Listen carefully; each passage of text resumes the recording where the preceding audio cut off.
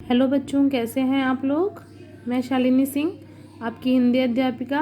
आज आपको पढ़ाने जा रही हूँ पाठ 4, जो कि रोली से लिया गया है आपकी मुख्य पाठ्य पुस्तक से। और आपके पाठ 4 का नाम है किस्मत का खेल। तो आइए बच्चों, देखते हैं कि इस पाठ में क्या क्या है। बच्चों, ये जो पाठ है ये रशीद नाम के एक लड़के की कहानी है, जो कि अपने चाचा जी के साथ मेला देखने गया हुआ था। और आइए देखते हैं कि इस पाठ में रशीद के साथ क्या क्या हुआ। और ये रशीद खुद बता रहा है। तो मेरा नाम रशीद है। पिछले साल मैं ईद मनाने अपने चाचा जी के पास गया था। चाचा जी मेरठ के पास एक बड़े कस्बे में रहते हैं। ईद पर वहाँ बड़ा मेला लगता है और यह मेला कई दिनों तक चलता है। यानी कि जो रशीद है वो पिछले साल ईद मनाने के लिए अपने चाचा जी के पास गया था और रशीद के चाचा जी मेरठ के पास एक बड़े कस्बे में रहते थे। वहाँ ईद पर बहुत बड़ा मेला लगता था। यह मेला कई दिनों तक चलता है। इस मेले में दूर दूर से व्यापारी सभी तरह की चीज़ें बेचने आते हैं। छोटी सी सुई से लेकर भैंस तक यहाँ से खरीदी जा सकती है। मैं मेला देखने जाना चाहता था। मैंने दादाजी से मन की बात कही। उन्होंने मुझे मेला देखने के लिए 50 रुपए दिए। चाचा जी मुझे मेले में ले गए और घर का नौकर शकील भी हमारे साथ था। जैसा कि हम लोगों के यहाँ भी मेला लगता है तो सब लोग मेला देखने के लिए पैसे देते हैं ना, जो घर के बड़े लोग होते हैं। वैसे ही रशीद को भी उसके दादाजी ने 50 रुपए दिए। हम मेले में पहुँच गए। मेले में काफ़ी भीड़ थी। चाचा जी हमें भीड़ में से निकाल कर झूलों की तरफ ले जा रहे थे, जैसा कि हम लोग भी करते हैं। सबसे पहले झूला झूलने जाते हैं। तभी अचानक उनके एक करीबी मित्र मिल गए। करीबी मित्र का मतलब होता है खास मित्र। मित्र को चाचा जी से बहुत ज़रूरी काम था। चाचा जी कुछ समय के लिए उनके साथ चले गए। जाते जाते चाचा जी मुझसे बोले, जब तक मैं नहीं लौटता तुम शकील के साथ मेले में घूम लो। जब तक मैं ना आऊँ कुछ मत खरीदना। मैं और शकील मेले में घूमने लगे। वहाँ दुकानों में तरह तरह की सुंदर चीज़ें सजी हुई थी। मैं उनमें से कई चीज़ें खरीदना चाहता था, पर मुझे चाचा जी के लौटने तक प्रतीक्षा करनी थी। फिर हम घूमते घूमते उस दुकान पर पहुँचे जहाँ भाग्य का खेल चल रहा था। दुकानदार सभी से अपना भाग्य आजमाने के लिए कह रहा था। वह चिल्ला चिल्ला कर कह रहा था, आओ आओ अपनी किस्मत आजमाओ। हम और शकील भी उस दुकानदार की ओर देखने लगे।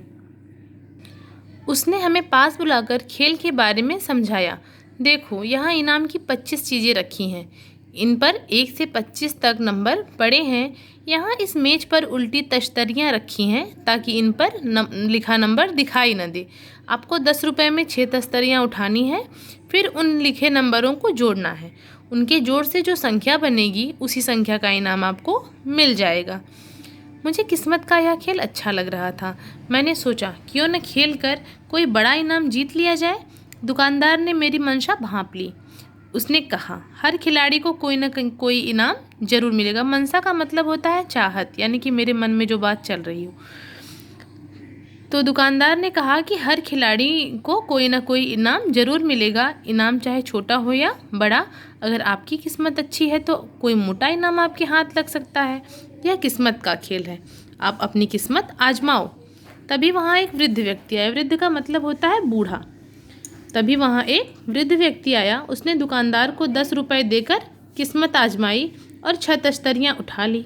उसने तश्तरियों के नंबर जोड़े तो कुल योग 14 बैठा। उसे 14 नंबर का इनाम मिला। बढ़िया दीवार खड़ी थी। वृद्ध उसे नहीं लेना चाहता था। दुकानदार ने उसे 100 रुपये में वापस खरीद लिया और वृद्ध खुश होकर चला गया। इसके बाद एक लड़के ने अपना भाग्य आजमाया। वह लड़का मुझसे कुछ ही बड़ा था। उसने भी 10 रुपये दुकानदार को दिए और 6 तश्तरियाँ उठाई। नंबर जोड़े तो 9 निकला। उसे एक कंघा मिला। दुकानदार ने लड़के से कंघा खरीद लिया। लड़के ने एक बार फिर भाग्य आजमाया। इस बार उसे 30 रुपये का पेन मिला। लड़के ने फिर तीसरी बार प्रयास किया तो उसे 60 रुपये मूल्य की बॉल मिली। चौथी बार उसे 250 रुपये का टेबल लैंप मिला। लड़का अत्यधिक प्रसन्न होकर चला गया। अब मुझसे रहा न गया। मैं भी अपना भाग्य आजमाना चाहता था। मैंने शकील की ओर ध्यान से देखा, यानी कि उसने शकील की तरफ देखा और उसकी सहमति पूछनी चाहिए। तो उसने हाँ कर दिया। मैंने 10 रुपये में 6 तस्तरियाँ उठा ली। मेरा भाग्य बहुत अच्छा नहीं था, मुझे 2 पेंसिलें मिली। दुकानदार ने मुझसे पेंसिलें 4 रुपये में ख़रीद ली। मैंने फिर प्रयास किया। इस बार मुझे एक पेंसिल बॉक्स मिला, वह भी सस्ता ही था। दुकानदार ने मुझसे वह भी 6 रुपये में ख़रीद लिया। मैंने तीसरी बार तश्तरियाँ उठाई। किस्मत ने फिर साथ नहीं दिया। मुझे बड़ी आशा थी कि इस बार कोई बड़ा इनाम निकलेगा, पर मुझे छोटी ही चीज़ मिली। मैंने बार बार 10 रुपये देकर किस्मत आजमाई, पर हर बार मुझे छोटी चीज़ ही मिलती रही।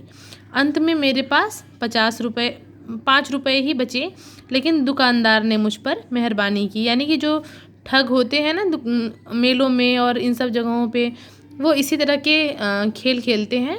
और रशीद जो था वो भी इस तरह के खेल में फंस चुका था। उसने कहा कि मैं चाहूँ तो एक बार और खेल सकता हूँ, इनाम मिलने पर हिसाब हो जाएगा। मैंने आखिरी बचे 5 रुपये भी दांव पर लगा दिए। दांव पर लगा देने का मतलब होता है कि उसका भी उसने गेम खेल लिया, यानी कि किस्मत का जो खेल था उसमें उसने उसे भी गंवा दिया। लोग खड़े देख रहे थे, मुझ पर हंस रहे थे। अब तो मेरे भी 5 रुपये भी गायब हो गए। मेरा मन बहुत दुखी था। मैं और शकील वहाँ से चल दिए। अब हम वहाँ पहुँच गए जहाँ हमने चाचा जी को छोड़ा था।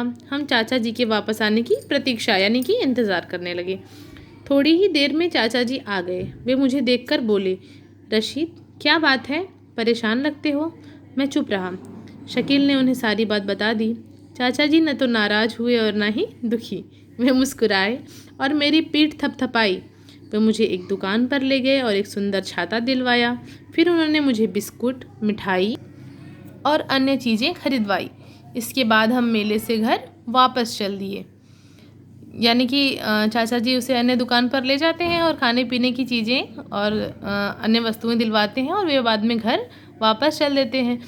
जब हम घर आ रहे थे तो चाचा जी ने बताया कि किस्मत के खेल वाले दुकानदार ने तुम्हें मूर्ख बनाया था। नहीं चाचा जी, मेरा दुर्भाग्य था, मैंने कहा।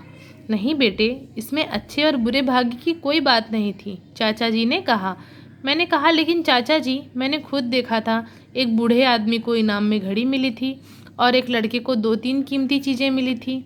चाचा जी ने मुस्कुराते हुए कहा, बेटे तुम नहीं जानते, वे सभी दुकानदार के ही आदमी थे। वे तुम्हें ललचाने के लिए चाल चल रहे थे।